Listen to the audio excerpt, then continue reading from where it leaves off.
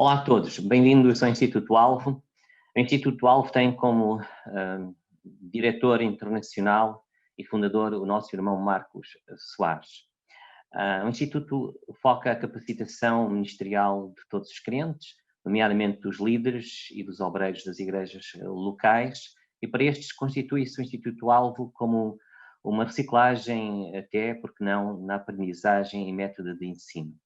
O Alvo detém um currículo, costumo eu dizer, soberbo, desde ter estudos sistemáticos de Gênesis que vão até o Apocalipse, de evangelismo, também de discipulado. Com grande destaque no Alvo para os 6 modelos de treinamento que oferece em regime de facto presencial de 8 horas, em grupos pequenos de 10, 20 ou 30 pessoas no máximo.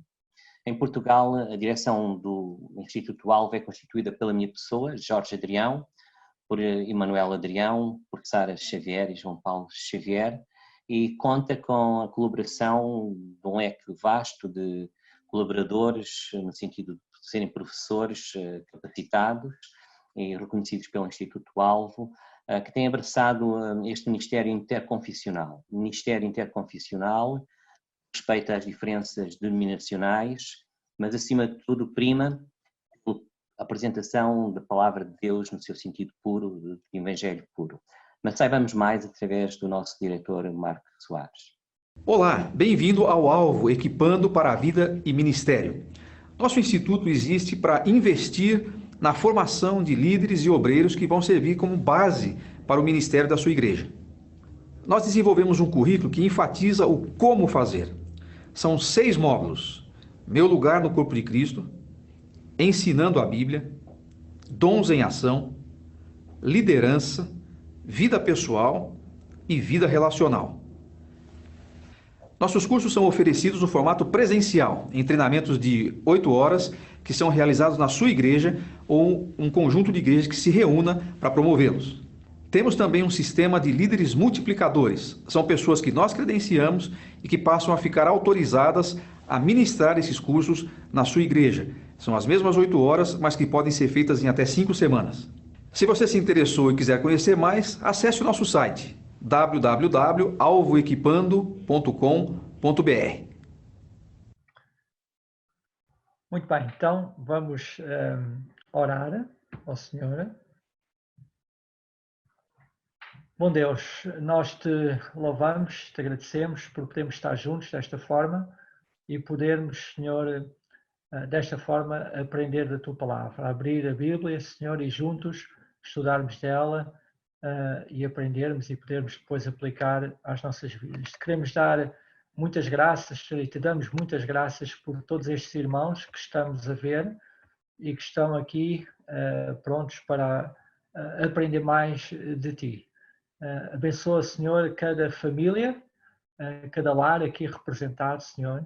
Continua a proteger-nos, a dar-nos das Tuas bênçãos e sabemos, Senhor, que independentemente das circunstâncias, Tu estás no controle de todas as situações, Tu estás nos protegendo, Tu estás suprindo as nossas necessidades e te queremos pedir, Senhor, para que cada um de nós possa estar atento às necessidades de outros e possamos também darmos um bom testemunho como igreja, mesmo nesta altura que atravessamos.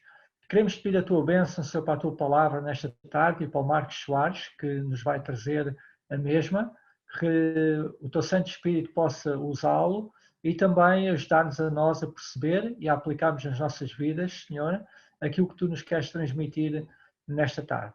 E mais uma vez, Senhor, obrigado pela oportunidade de podermos estar juntos. Em nome de Jesus oramos. Amém. Então, muito boa tarde a todos. É uma grande alegria poder estar com vocês mais uma vez, rever alguns rostos conhecidos e queridos e conhecer outros irmãos que talvez não tivemos ainda a oportunidade de conhecermos pessoalmente.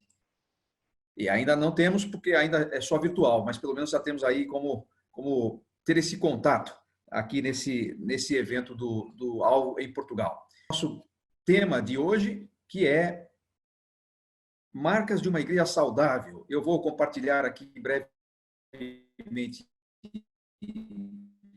o meu ecrã e vamos ver se conseguimos, então, partilhar com os irmãos algo que seja proveitoso para as nossas vidas nesta tarde. Eu quero que você, se puder, se estiver aí próximo à sua Bíblia, que você ache o texto de Atos, capítulo 11, onde nós encontramos a história da igreja em Antioquia.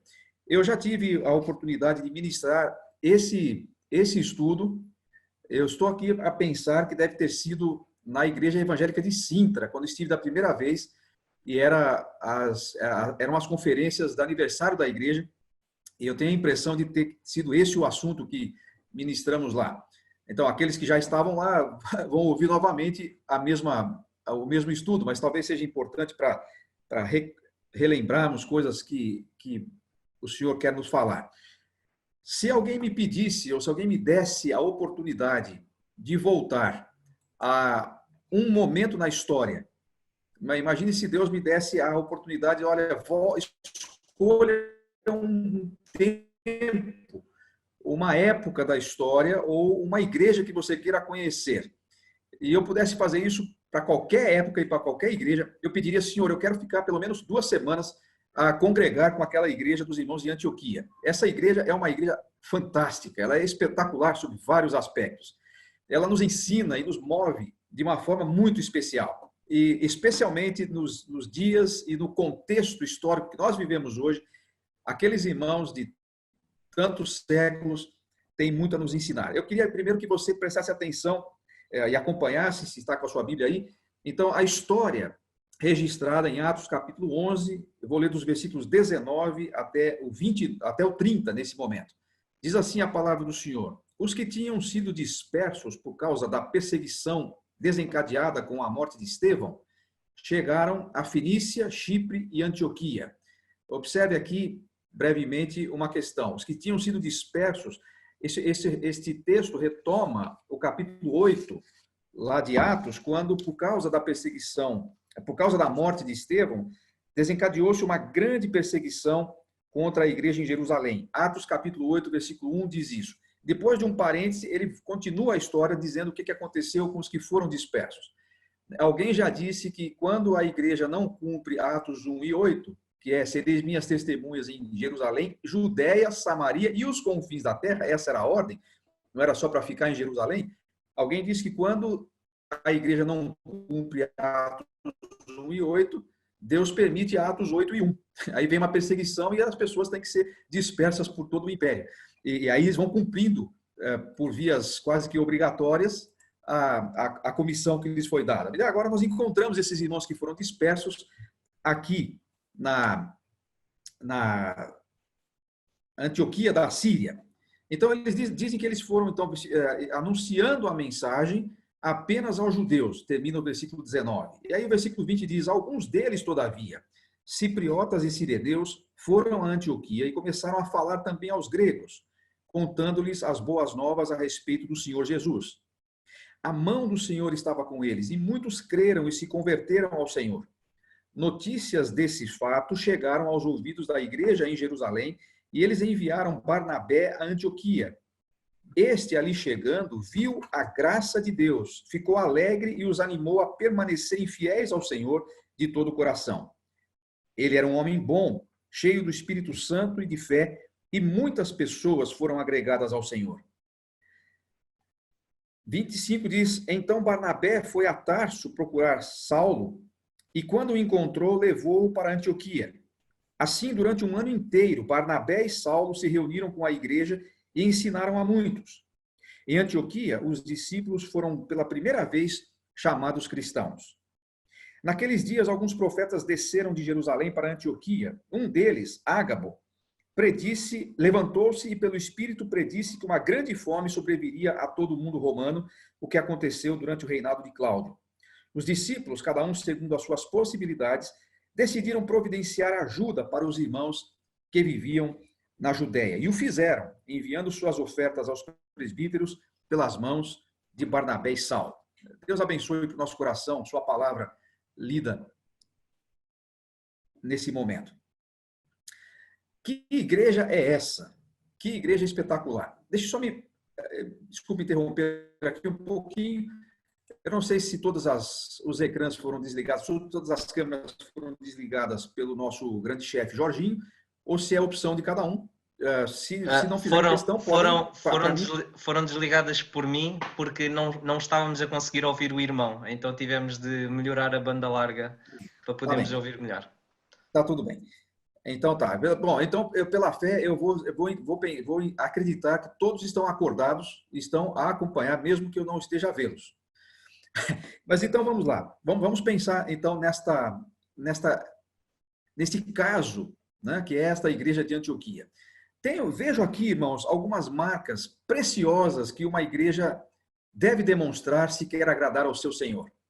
Eu quero começar e vou aqui compartilhando essas imagens à medida que vou falando, e aí nós vamos acompanhando, e se você está a anotar também, deixa um tempo ali para você anotar. Primeira característica eu encontro no versículo 20 do capítulo 11 que lemos. Eles começaram a contar as boas novas a respeito do Senhor Jesus. Eis aqui a primeira marca de uma igreja saudável. Uma igreja saudável é uma igreja que evangeliza.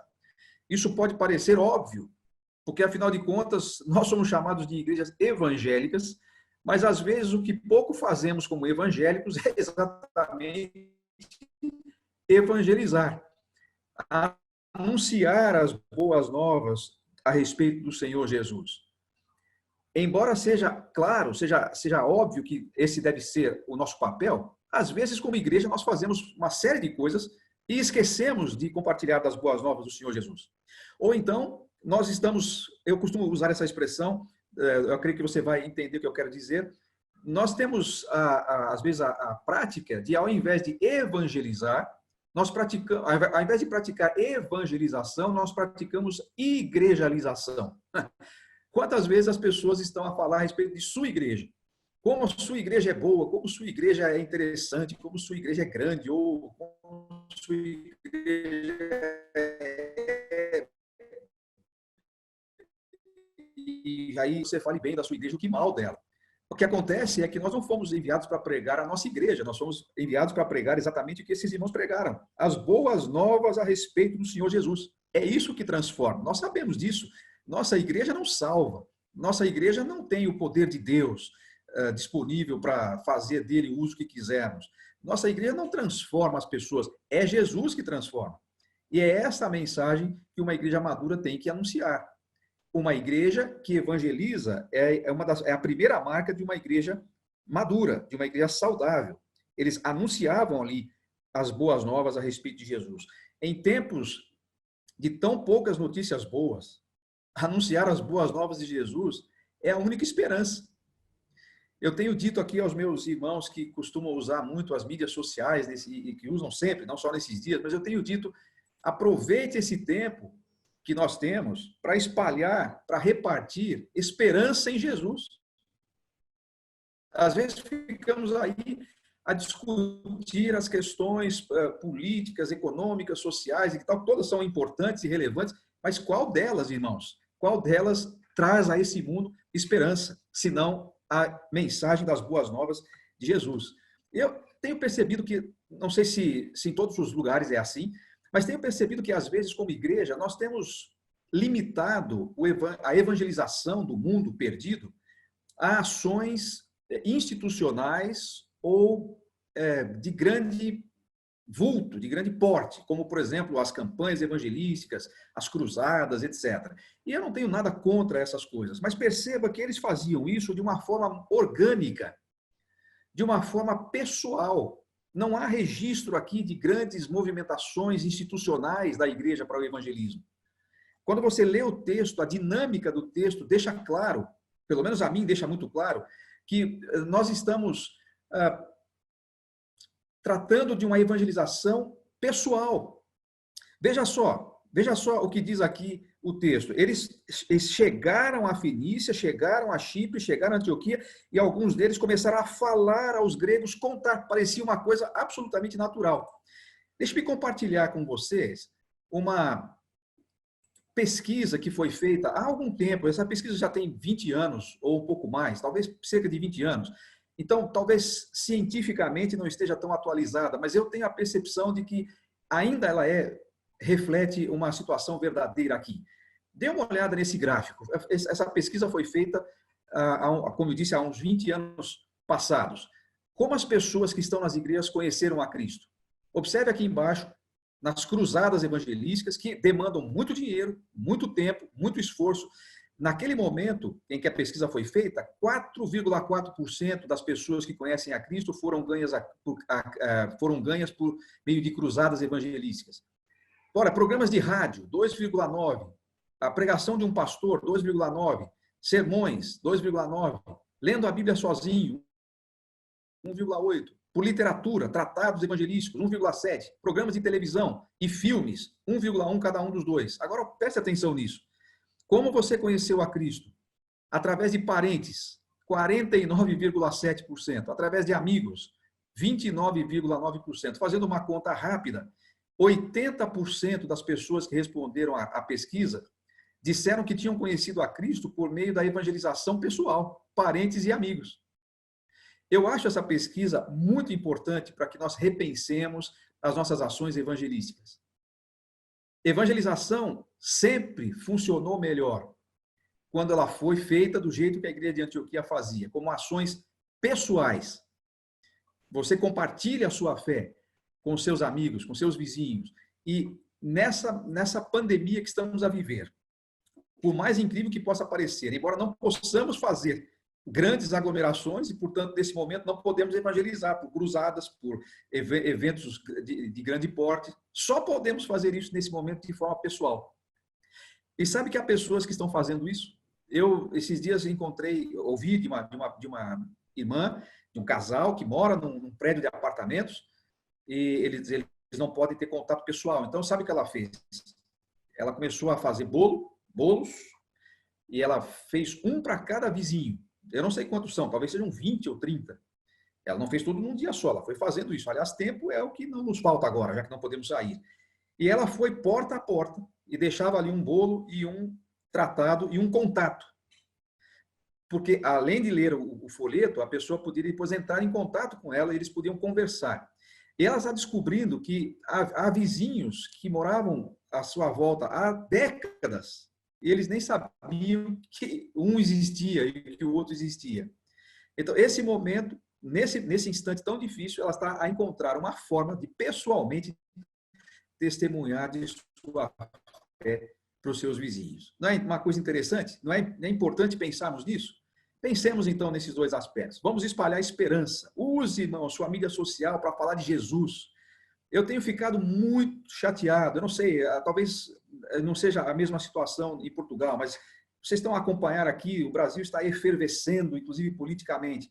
Eu tenho falado com alguns irmãos em particular, irmão, eu sei tudo que você pensa a respeito de política. Eu sei todas as suas preferências. Eu sei até o que você odeia, mas eu não sei nada a respeito de sua fé.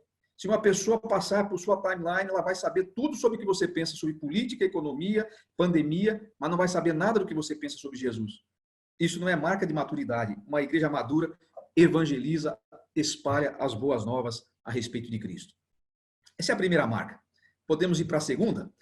Se você quiser fazer algum comentário, eu recebi aqui, por exemplo,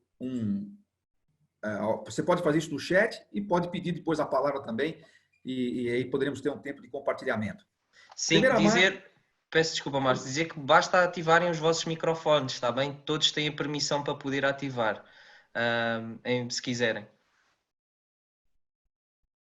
Ok, então pode fazer isso a qualquer tempo. Agora, por exemplo, antes que vamos entrar no próximo ponto, se alguém tem algum breve comentário, pode ficar à vontade para fazer, e aí nós vamos seguindo aqui para a dinâmica ficar boa, ok?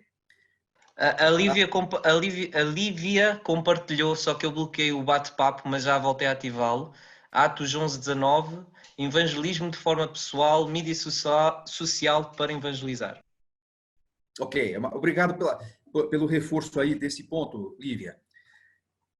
Era só para pontuar, para ficar mais fácil para memorizar. Muito obrigado. Muito obrigado por fazer isso. Então, uma segunda marca que eu quero repartir convosco, que eu vejo nessa história e nesta igreja. Está ainda no versículo 20, mas um pouco antes. Nós destacamos a segunda parte, agora temos a primeira parte. Observe que no versículo 19, os judeus que saíram da perseguição,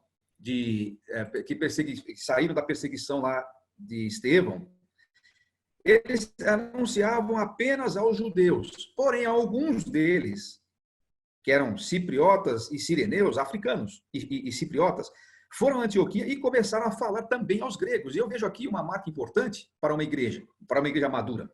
Uma igreja madura não tem preconceitos.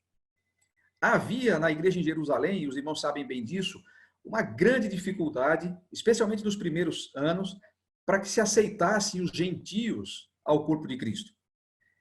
Eles tinham, inclusive, essa expressão gentios, como quer dizer, os judeus são os judeus e o resto são agentes. Esse é o significado da palavra, da expressão gentios. Nós somos os judeus, o povo da aliança, o povo da promessa. Os outros são agentes.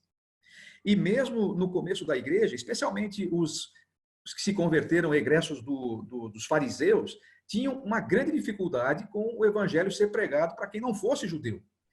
Impunham, inclusive, tentaram impor, inclusive, muitas regras que a graça já tinha eliminado e queriam que os gentios se convertessem, fossem circuncidados e seguissem algumas regras ainda da lei judaica, com comidas e dias, etc. Tinham grande dificuldade. Esta igreja em Antioquia quebra essa barreira. Inclusive, essa é a primeira igreja genuinamente gentílica. Você vai encontrar no capítulo 13, quando falar sobre a liderança dessa igreja, você vai encontrar ali um colegiado de pessoas de várias etnias, inclusive. Havia africanos, havia pessoas que eram da mais alta corte, havia Saulo, um judeu de raiz. Era uma igreja absolutamente multiétnica e sem preconceito nenhum. Irmãos, como é importante nós entendermos isso. Como é importante nós entendermos isso. O evangelho de Jesus não é um evangelho que olha para o nosso passaporte. O evangelho de Jesus não olha para a cor da nossa pele, não olha para a nossa tradição cultural ou histórica. O evangelho de Jesus é para todo mundo. Pregue o evangelho a toda criatura, indistintamente, indiscriminadamente. Há várias formas disfarçadas de preconceito, além daquelas tradicionalmente conhecidas, como a questão da cor da pele e outras questões desse tipo. Há várias formas de nós segregarmos a quem nós pregamos o evangelho. Por exemplo, nós tivemos aqui, durante muitos anos, em nossa igreja, em Piracicaba, um casal que trabalhava com prostitutas, moradores de rua e pessoas excluídas da sociedade de uma maneira geral.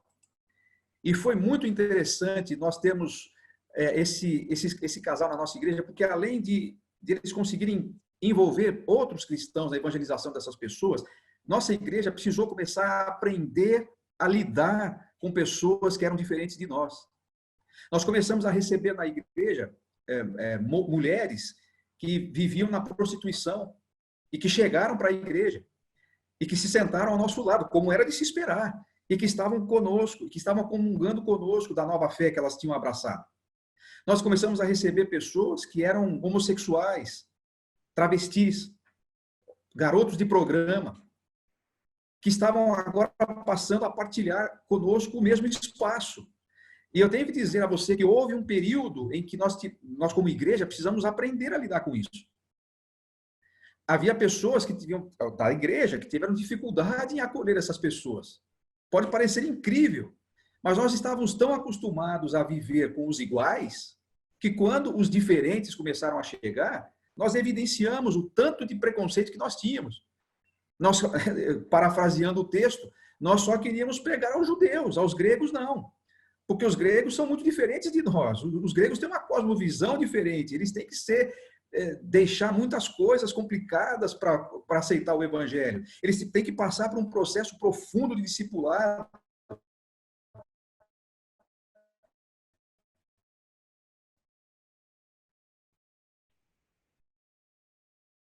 Aí, como é que nós fazemos?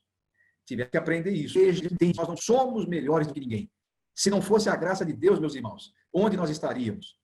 Eu me lembro de ter entrevistado uma vez um irmão muito querido, um irmão que veio da Escócia para servir no Brasil, ficou quase 70 anos servindo a Deus aqui no Brasil.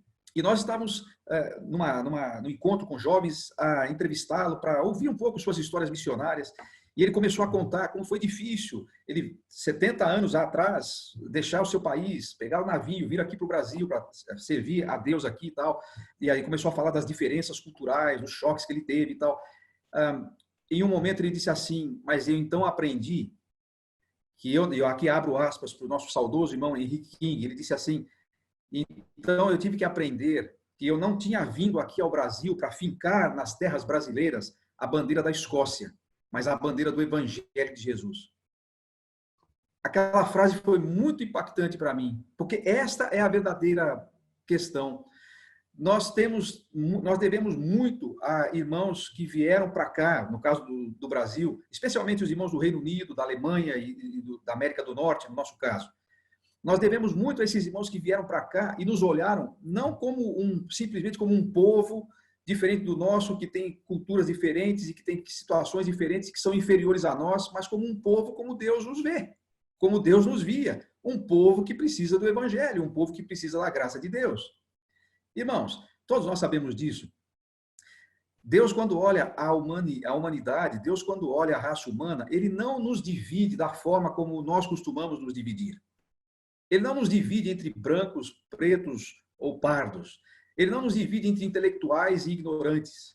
Ele não nos divide entre sábios e bárbaros.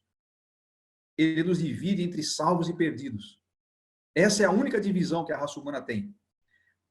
E os salvos não são melhores do que os perdidos, a não ser pelo fato de que a graça de Deus os alcançou e transformou. E é assim que nós temos que encontrar e encarar as pessoas que estão ao nosso redor. Essa igreja de Antioquia, madura, explicita isso ao evangelizar também os gregos, não apenas os judeus, né? O irmão Rubem Teixeira está comentando que evangelizar tem se tornado uma bandeira, uma resposta à necessidade de manter abertas as portas dos edifícios. Evangelizar, aí faz a pergunta, né? Evangelizar pela amizade não iria frustrar alguns sonhos de multiplicação rápida e reavivamentos explosivos? Isso é algo que temos que questionar, não é, irmão? Eu não sou contra a evangelização explosiva e de massa. Eu não sou contra os eventos que promovem isso.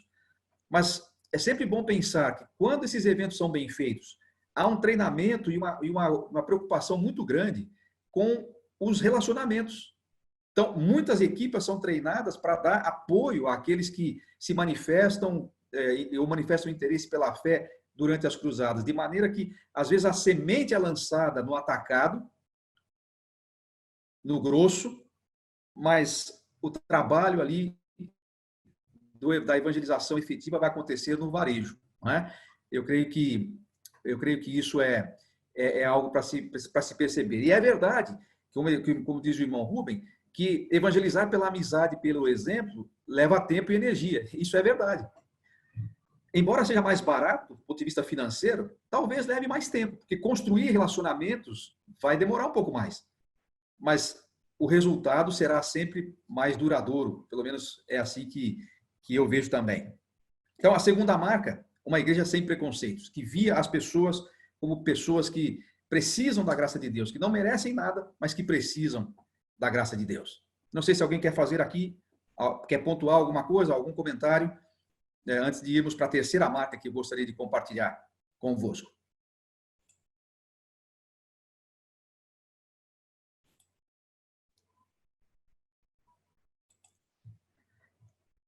Está bem? Então, vamos lá, a terceira. Estão todos aí, né? Eu estou acreditando que estão todos aí. Sim. Muito bem. Terceira marca que eu quero, então, comparar. Alguém quer dizer alguma coisa? Eu perguntei, mas não deu tempo para... Ok. Vá para o versículo 21 e eu quero, então, compartilhar essa terceira marca. Observou que ali está a dizer que a mão do Senhor estava com aquela igreja. A mão do Senhor estava com aquela igreja. Quero destacar esta marca. A igreja madura é a igreja que anda de mãos dadas com o Senhor. A mão do Senhor estava ali significa a mão do Senhor estava aprovando, apoiando, caminhando. A mão do Senhor não fica no ambiente que não lhe honra. Essa ideia das mãos dadas, não é? É uma ideia que remonta à nossa infância. Todos nós sabemos e aprendemos isso com nossos pais desde miúdos. Você não deve estar atando as mãos para qualquer pessoa, né? Nós damos as mãos e andamos de mãos dadas com pessoas que são de confiança, que são da nossa confiança, com quem desfrutamos de amizade, com quem desfrutamos de algum tipo de relacionamento e até, eu diria, de algum tipo de intimidade, não é? Quando os casais começam a namorar, né, e aí as coisas começam a ficar mais... Bom, isso era pelo menos há um tempo atrás. Hoje, talvez as coisas mudaram um pouco, não é? Mas o primeiro sinal de uma certa proximidade era justamente o andar de mãos dadas, não é? Então, os jovens começam a namorar e começam a andar de mãos dadas com as namoradas por aí. Né? Depois que o tempo vai passando, as mãos não ficam tão dadas, não é? Até talvez os irmãos já ouviram aquela ilustração, que dizem que os casais cristãos, quando começam a namorar, eles começam a cantar alguns dos hinos, não é? E cada fase do seu relacionamento, os hinos vão mudando. Então, quando eles começam a namorar, eles começam a cantar mais perto quero estar. Aí ficam noivos. E aí vão cantar junto a ti, junto a ti.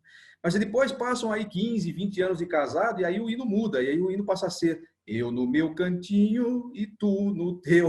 Bom, eu não sei se isso é verdade, mas isso ilustra bem como é que as coisas acontecem no relacionamento, né? Quando a gente está de mãos dadas, significa nós estamos não só em intimidade, em proximidade, em comunhão, em amizade, em harmonia. Era assim que andava aquela igreja de Antioquia com o Senhor. Eu estou aqui a lembrar, alguém querendo falar? Não, ok, deve ter sido só um engano ali. Eu estou a me lembrar, por exemplo, daquela viagem que Esdras fez, lá no Velho Testamento, com aquela segunda leva que foi para Jerusalém. E quantas vezes no livro de Esdras você vai ver aquela expressão, a boa mão do Senhor estava conosco. A boa mão do Senhor estava conosco.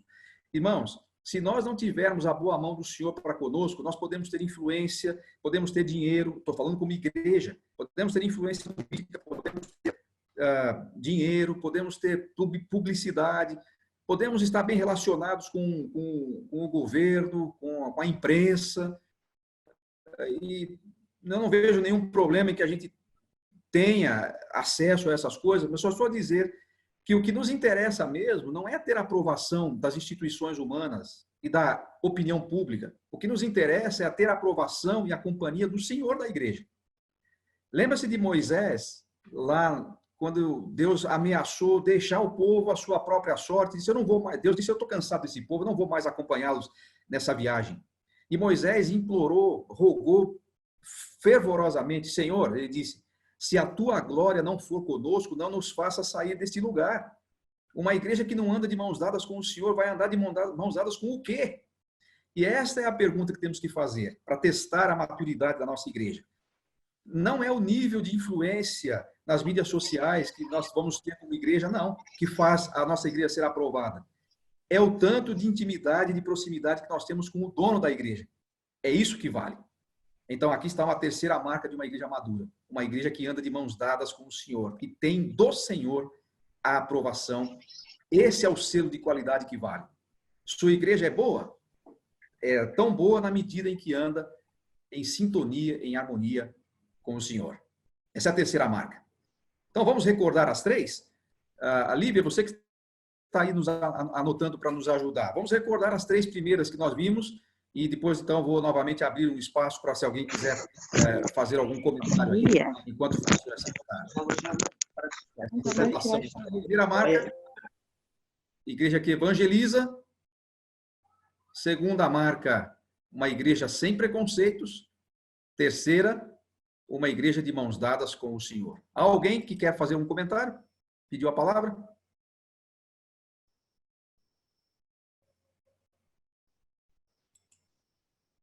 Ok? Marcos. E Marcelo? Apenas lembrando também que essa é uma figura que aparece em Gênesis com José, né? A boa mão do Senhor estava com José. Sim, muito bem lembrado. Muito bem São lembrado. figuras interessantes já no Antigo Testamento e repetidas aqui agora em favor da igreja. Uma cena muito bonita. Muito bem, Marcelo. Obrigado pela colocação. Estar em sintonia com o Senhor é realmente algo precioso e que marca uma igreja madura. Mais alguém?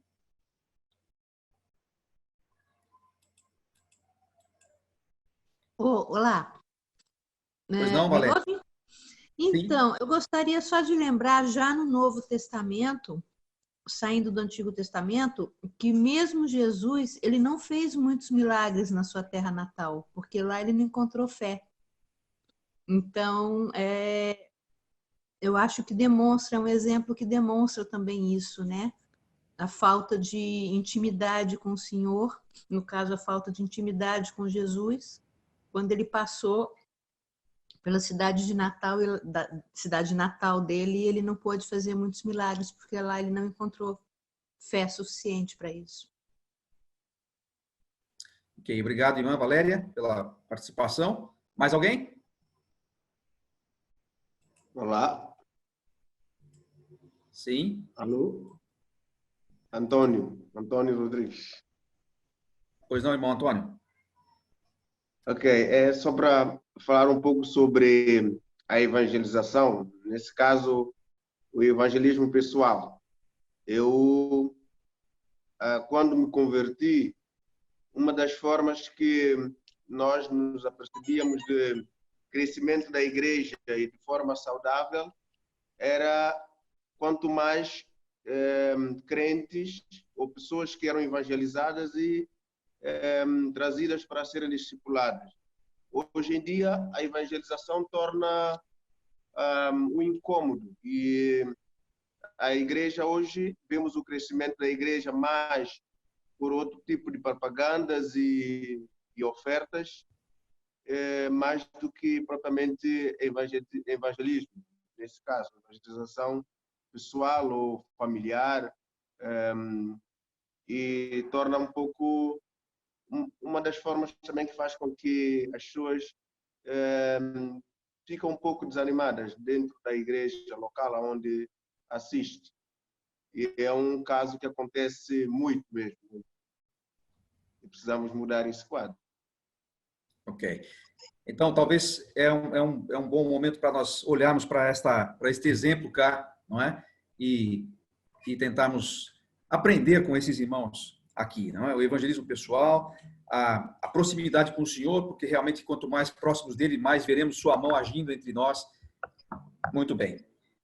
Queria partir para a terceira marca, depois vamos dar para a quarta agora, depois daremos outras oportunidades para quem quiser participar. A quarta marca que eu quero destacar nesta igreja, em Antioquia, é o fato, está no versículo 26, esta declaração, é o fato de que esta era uma igreja que influenciava a sua sociedade, a sociedade ao seu redor. Veja lá, foi em Antioquia, final do versículo 26, que os discípulos foram pela primeira vez chamados cristãos. Agora, isso é muito importante, não só pelo novo termo pelo qual nós seríamos conhecidos até hoje, embora fosse um termo pejorativo, não era um elogio que estavam a fazer.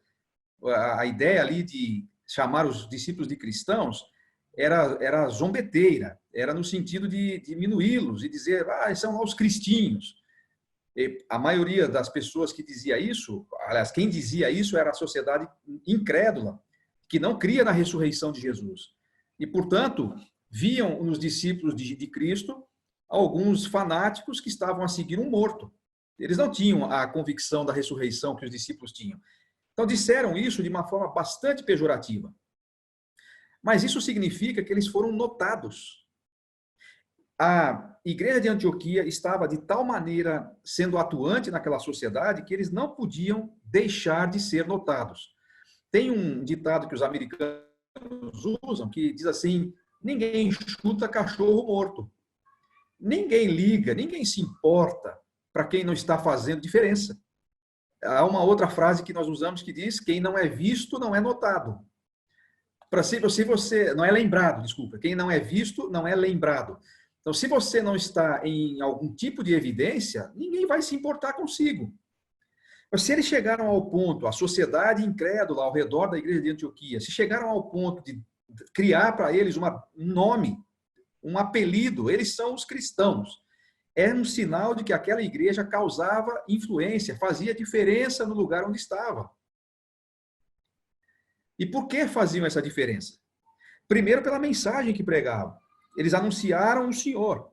Segundo, lembra quando Barnabé chegou lá na igreja, o que ele observou? Ele observou que a graça de Deus estava ali. Diz que ele viu a graça de Deus. Irmãos, como é que se vê a graça de Deus? A graça de Deus é um conceito. A graça de Deus é algo que não é palpável, nós diríamos. Mas aqui em Antioquia, a graça de Deus era de tal forma manifesta nas ações da igreja, nas atividades, no dia a dia da igreja, que Barnabé, chegando, viu a graça. Ou seja, as ações, as atitudes daquela igreja revelavam a graça de Deus. Por isso eles não passavam despercebidos. E, meus irmãos, eu quero fazer mais uma alusão ao tempo que nós vivemos.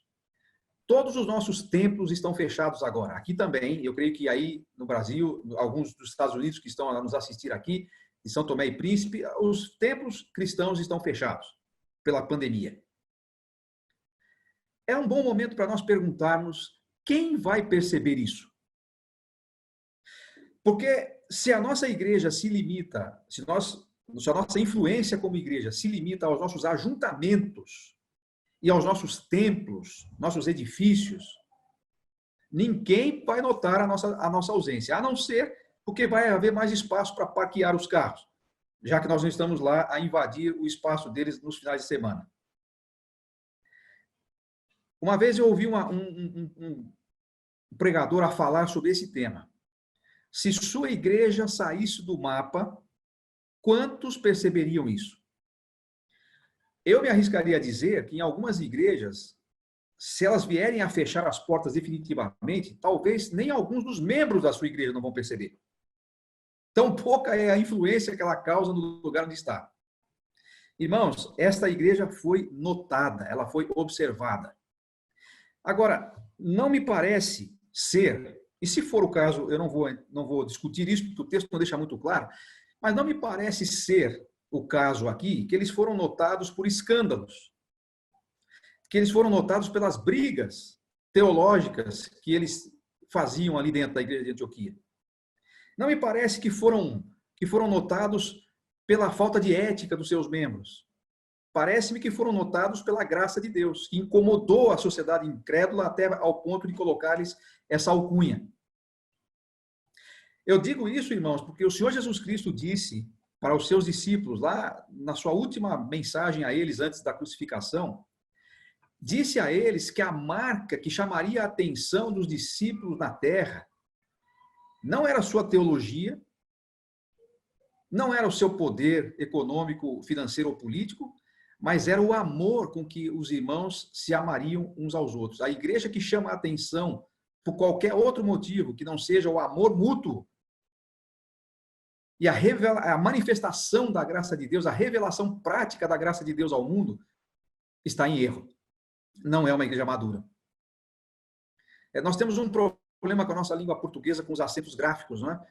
Então, alguns entenderam alguns leram lá que Jesus espera que nós nos amássemos, mas eles acabam lendo sem o acento. Então, eles ficam, Jesus espera que nos amassemos. É incrível, irmãos, ver, e eu estou absolutamente envergonhado ao ver isso. As brigas, inclusive, não só, eu falei das brigas políticas, mas agora quero falar das teológicas, nas quais nos engalfinhamos em público pelas mídias sociais. Debates infindáveis a respeito de temas que nunca serão compreendidos plenamente, pessoas que se degladiam, que se ofendem nas mídias sociais, todas elas dizem, estou fazendo isso em defesa da verdade. Irmãos, não é verdade isso. Quando nós começamos a querer mostrar muito o nosso conhecimento teológico, eu não estou aqui a dizer que conhecimento teológico não é importante e nem que não devamos defender a sã doutrina. Mas sã doutrina e teologia se defende intramuros, se discute intracorpos. Não é nas redes sociais que nós vamos colocar ao conhecimento do mundo, as nossas diferenças, isso não promove a edificação, não promove o serviço de Deus na fé, como disse Paulo a Timóteo. Uma igreja que influencia para o bem, para a glória de Deus, será aquela que influencia pelo amor que demonstra uns pelos outros e pela graça manifesta de Deus nas suas ações. Que marca importante é essa? Uma igreja que influencia. Qual é a diferença que a nossa igreja local faz no ambiente onde ela está? No bairro, na freguesia onde está? Quem é que nos nota? Quem é que está a sentir a nossa falta nesses dias que não estamos a reunir? E por que é que estão a sentir a nossa falta? São perguntas que nós precisamos fazer para medir o nível da maturidade da nossa igreja. Então, esta é a quarta que eu quero compartilhar. Eu vou seguir direto até a próxima e depois, se alguém mais quiser comentar, então abriremos o espaço, tá bem? Dizer apenas que todos os irmãos que queiram mandar mensagens para o nosso irmão Marcos Soares pelo bate-papo, ele tem por nome Instituto Alvo, está bem? Porque estão a cair todas para mim e assim o irmão não está a ver, tá bom? Quando selecionarem no bate-papo, selecionem, não é enviar para todos, mas enviar só para Instituto Alvo, está bem? Que é o nome do irmão Marcos. Peço desculpa. Ok, obrigado, Jorginho, pela... Dizer só que então o irmão Calim escreveu que por aqui em Sintra as autoridades civis estão muito gratas pelo trabalho social da igreja local, mas precisamos de fortalecer a evangelização. Entre outros que estão mais para trás já não se enquadram. Ok, essa colocação que o irmão Calim faz é importante e faz lembrar, e até eu quero deixar isso claro, eu não estou aqui a generalizar, não é? Há ações importantes, há igrejas que estão sendo elogiadas, inclusive, pelas ações práticas que estão a fazer nesses dias. Deus seja louvado por isso. E é muito importante, se as autoridades estão a perceber isso, é porque há um sinal de diferença que a igreja está a fazer ali, né? Graças a Deus por isso. Está bem. Eu vou seguir a próxima aqui, porque não me chegam aqui exatamente os chats por enquanto. Depois, se perceber algum. Há mais algum comentário aí, Jorginho, que chegou, que não veio a mim?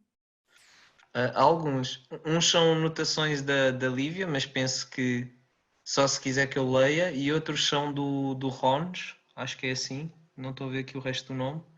Em que diz estar com mãos dados com o Senhor é conhecer, compreender e cumprir a vontade do Senhor através da sua palavra. Amém. Muito boa colocação. Mais alguém? Mais alguma? Não, apenas depois são os pontos da irmã Lívia. Tá bem. Eu estou aqui meio preocupado com o tempo que tinha disponível. Gostaria de passar pelas últimas duas. Será que há tempo?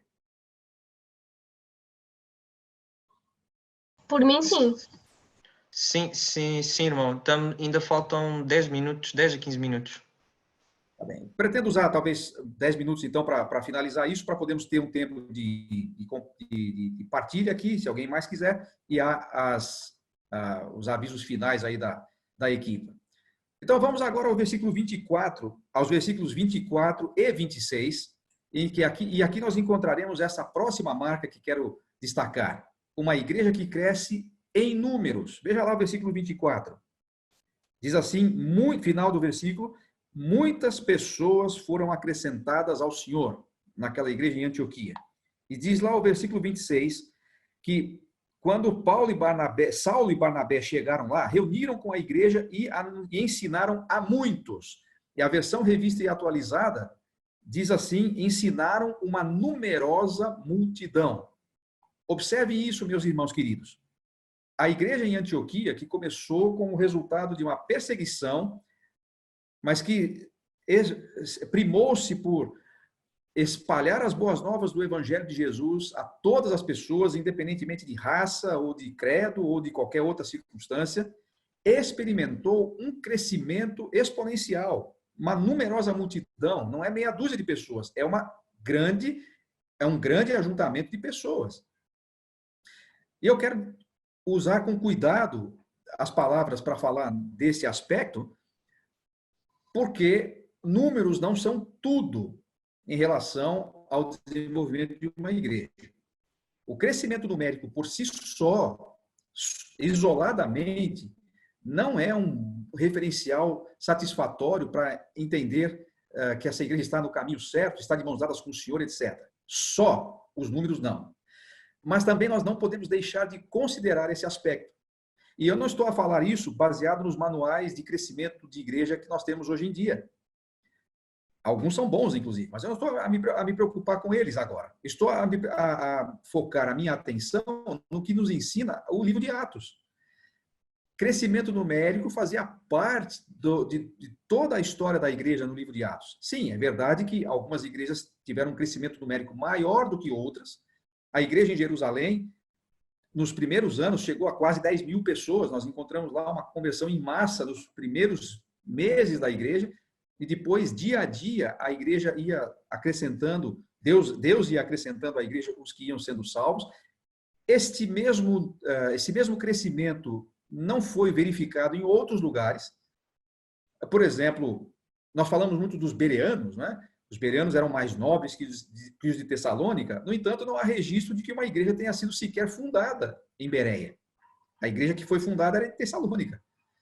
Nós encontramos Paulo pregando em Atenas. Não há registro, pelo menos em Atos, de que uma igreja tenha sido fundada em Atos naqueles dias. Então, os resultados numéricos não foram iguais em todos os lugares, mas sempre havia resultado de conversão.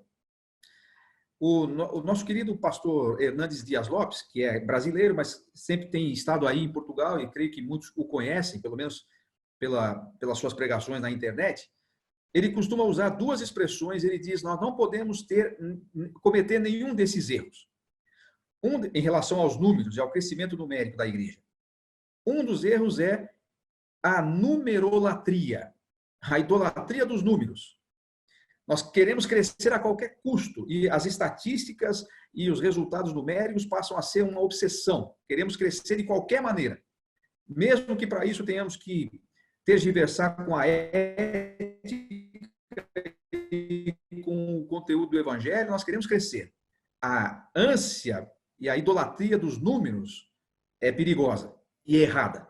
Mas, diz ele, não só temos que evitar a numerolatria, temos que evitar também a numerofobia, que é o medo de crescimento. Quando nós passamos a experimentar um período muito longo de falta de crescimento numérico, temos a tendência a passar a encontrar desculpas. Por exemplo, começamos às vezes a atacar as igrejas que estão a crescer, dizendo assim: as igrejas que crescem é porque não pregam o evangelho genuíno. Mas alto lá. Será que a igreja de Antioquia não pregava o evangelho genuíno?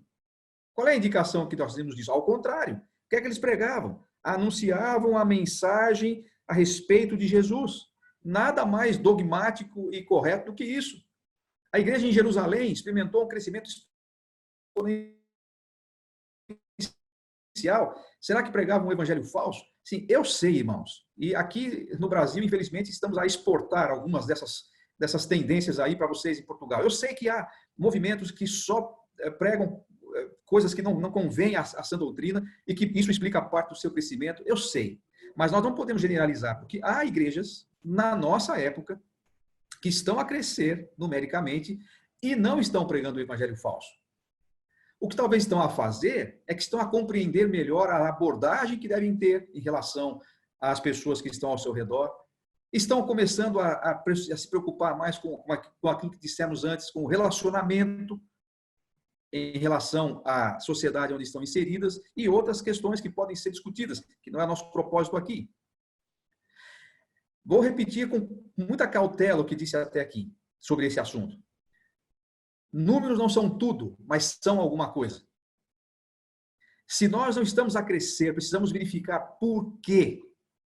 Se estamos a perder nossos jovens, adolescentes, e nem esses que foram criados no Evangelho estão a permanecer na igreja, não é questão de permanecer na igreja, permanecer em Cristo em primeiro lugar.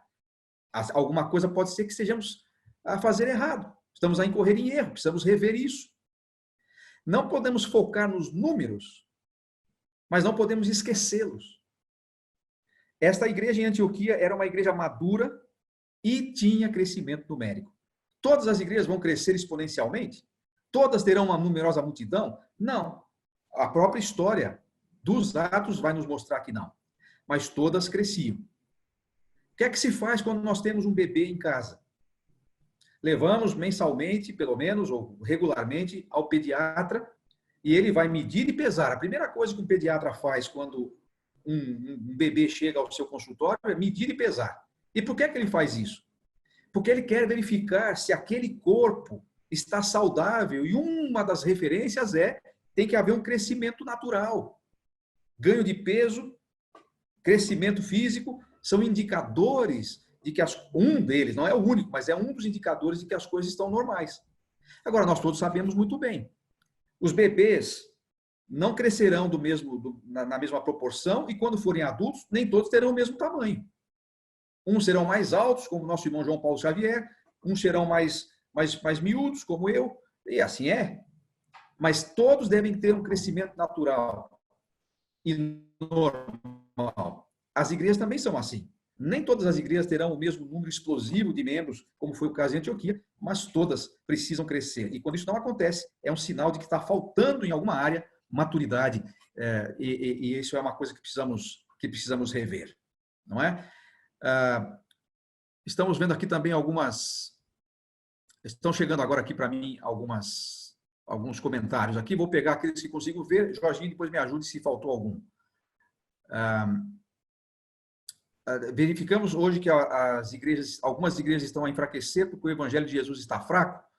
Sim, pode ser. Paulo falou aos Colossenses, do modo como recebestes a Cristo, também andai nele. Isso me indica que a maneira como eu evangelizo, o evangelho que eu prego, vai definir o tipo de cristão que eu vou ter depois, não é? Muito bem. Rever conceitos para que as pessoas permaneçam em Cristo. Isso aqui é a Lívia que está a refazer aqui o que estou a fazer, o que estou a dizer. Bem, partindo para a quinta, depois faremos os comentários finais. A quinta era esta, de uma igreja que cresce em números, não é? A quarta foi uma igreja que influencia, uma igreja que cresce em números, e para finalizar aqui de minha parte, vamos agora para o versículo 26, onde encontramos lá que Paulo e Barnabé, aliás, ele não era Paulo ainda, ele era chamado de Saulo, o Saulo de Tarso. Barnabé e Saulo foram chamados para ensinar aquela igreja. Barnabé estava lá em Antioquia, viu o grande potencial e a necessidade de ensino que aquela igreja tinha, foi buscar Saulo em Tarso e durante um ano eles reuniram com a igreja e ensinaram a muitos. Esta palavra que estou a usar aqui não é exatamente uma palavra que exista, pelo menos nos dicionários de língua portuguesa, a palavra é ensinável, mas é uma palavra interessante, é um neologismo quase que do nosso evangeliquez, muito interessante para expressar esta ideia. Uma igreja que aprende, uma igreja que se permite ensinar. Por que nós dizemos isso em relação a esta particularidade do versículo 26? Veja, Saulo não tinha conexão alguma com esta igreja. Eles não conheciam Saulo. Em Jerusalém ele era conhecido, mas ele era alguém de fora, nós diríamos. E aquela igreja, ao receber Barnabé também era de fora, ao receber aqueles dois estrangeiros ou externos para ministrar a palavra e acolhê-los ali, eles demonstram uma atitude que às vezes nós não temos como igreja, que é a atitude de reconhecer: nós podemos aprender com quem não é daqui. Nós podemos ser ensinados por alguém que tem uma visão de mundo, ou até mesmo uma visão bíblica um pouco diferente da nossa, mas que pode agregar a nós. Nós não estamos preocupados em saber se a cor da equipa deles é a mesma, se a cor da camisola que eles usam é a mesma que a nossa, se o tempero que eles usam é o mesmo que nós gostamos. Sim, nós queremos saber se eles são apegados à palavra fiel e à sã doutrina, mas nós vamos reconhecer que podemos aprender com outros. E esta marca de uma igreja saudável, de uma igreja madura, é importantíssima. Às vezes, pode acontecer conosco, com nossas assembleias, com nossas igrejas locais, que nós chegamos a um ponto de tamanha presunção bíblica que a gente acha ninguém tem a nos ensinar mais nada. eu não tenho nada mais a conhecer com ninguém. Aqui estamos a fazer a mesma coisa e sempre fizemos assim, não precisamos ver mais nada que está acontecendo. Sabe, irmãos, que essa atitude, às vezes, é o que explica a falta de crescimento numérico das nossas igrejas? Nós nos achamos tão bons e tão autossuficientes que não interagimos com mais ninguém. Não somos mais ensináveis, não aprendemos mais nada com ninguém. Eu não estou a dizer que você deve ser o último livro que você leu ou a última conferência de que você participou. Alguns líderes são assim. Eles leem um livro hoje, é isso que vão fazer na igreja no mês que vem. Depois leem outro livro e vão mudar o rumo no outro mês. Depois participam de um congresso. Quer dizer, isso demonstra uma falta de foco e de visão. Mas não é isso que estou dizendo. O que estou a dizer é que nós temos que ter um coração humilde o suficiente para reconhecer Saulo não é daqui, Barnabé não nasceu entre nós, mas eles podem nos ensinar. Vamos aprender com eles. Vamos absorver o que tivermos de bom nesses irmãos. Vamos reconhecer que eles podem suprir uma deficiência que nós temos. No caso aqui da igreja, era uma deficiência na área do ensino, que foi suprida com alguém que veio de fora, mas que foi bem acolhido, ou foram bem acolhidos pela igreja local. Quando nós temos essa postura, quando nós não nos arvoramos em donos da verdade, mas humildemente reconhecemos, podemos aprender. Nós abrimos uma janela de oportunidades para que a graça de Deus sopre entre nós e nos reavive e nos faça, então, uma igreja cada vez melhor, que glorifica cada vez mais, né, o nome do Senhor. Então, por hora, eram essas as 6 marcas que eu gostaria de compartilhar. E aqui, então, me coloco à disposição para interagir com quem mais deseje. Sim, irmãos, estamos contentes por estes momentos que temos passado juntos e de facto, mostra estes temas soltos a importância do alvo e como um complemento ao ministério que o alvo está a trazer até nós. Mas queremos agradecer ao irmão Marcos Soares a disponibilidade, a forma como nos trouxe estas 6 marcas e lembrar que dia 9, se Deus permitir, vamos escutar as outras 6 marcas que faltam e lembrar que estes temas soltos nos servem para nos dar uma visão do que é o Ministério-Alvo e também nos prepararem, digamos assim, para uma oportunidade que, se o Senhor permitir, de estarmos juntos presencialmente a fazer outras formações. Se não houver mais nada a dizer e que o irmão Marcos Soares também não queira dizer mais nada, aproveitamos para agradecer a presença de todos e registramos que tivemos um número muito significativo. É certo que algumas pessoas com esta tecnologia nem sempre é muito fácil, algumas pessoas ficaram de fora, queriam muito estar, mas esta ideia do vídeo talvez possa compensar essas pessoas que por um motivo ou outro não conseguiram entrar, mas estamos gratos por tudo o que está a acontecer e dia 9, se Deus permitir, então à mesma hora estaremos aqui todos juntos de novo e da nossa parte de direção de Portugal estamos gratos pelo tempo que todos disponibilizaram, o empenho que têm tido no dia de hoje, nesta sessão. Paz do Senhor para todos e deixo uma palavra final com o irmão Marcos, se assim ainda o desejar. Um abraço muito carinhoso e muito forte aqui desse teu amigo cá do lado de cá do mar. E esperamos ver todos no próximo dia 9 e também outros que não estiveram, que possam ser convidados e estar conosco. Muito obrigado.